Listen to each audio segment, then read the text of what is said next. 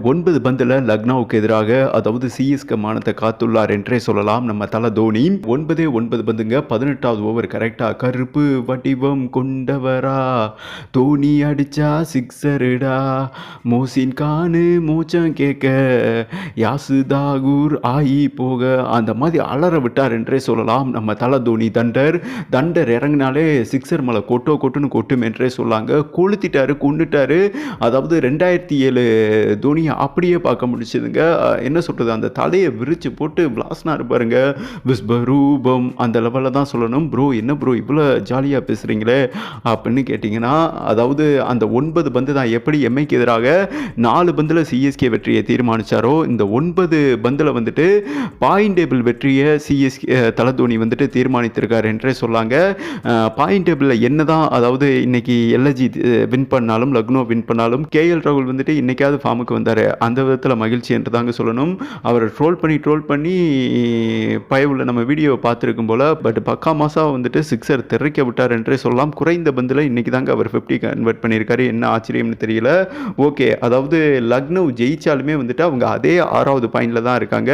CSK தோத்தாலும் run rate கொஞ்சம் கூட இறங்கலைங்க. அதற்கு மிகப்பெரிய காரணம் தோனி மீட் பண்ணிய அந்த 9 பந்தில் 29 ரன் கன்வெர்ட் பண்ணார் பார்த்தீங்களா, அதுதான் பாயிண்ட் டேபிளில் ஒரு மிகப்பெரிய திருப்பத்தை ஏற்படுத்தியிருக்கு என்றே சொல்லாங்க.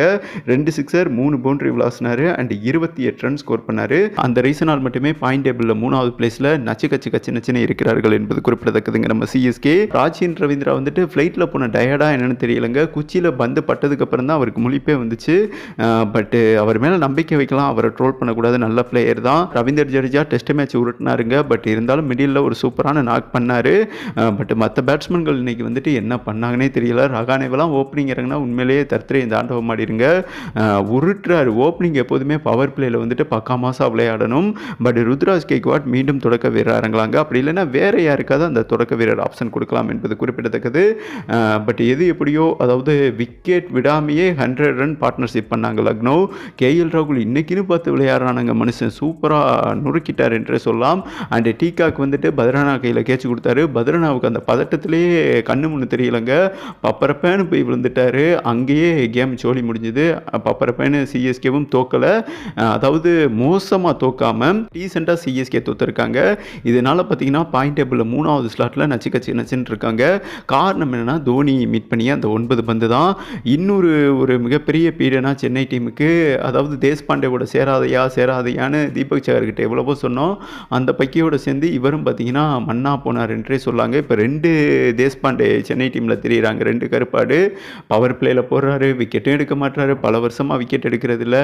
சேம் டைம் பார்த்தீங்கன்னா 3 ஓவருக்கு 30 ரன் கொடுக்குறாருங்க பவர் பிளேயில். அங்கேயே பார்த்தீங்கன்னா கேமை விட்டாங்க.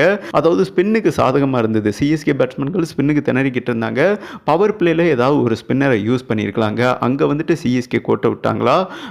தோல்விக்கு அதுதான் மிகப்பெரிய காரணமாக. உங்களோட கருத்தை போட்டு விடுங்க. பட் தோத்ததுனால ஒரி பண்ணிக்கிறாதீங்க. சிஎஸ்கே அதே 3வது பிளேஸில் தான் இருக்காங்க என்பது குறிப்பிடத்தக்கதுங்க.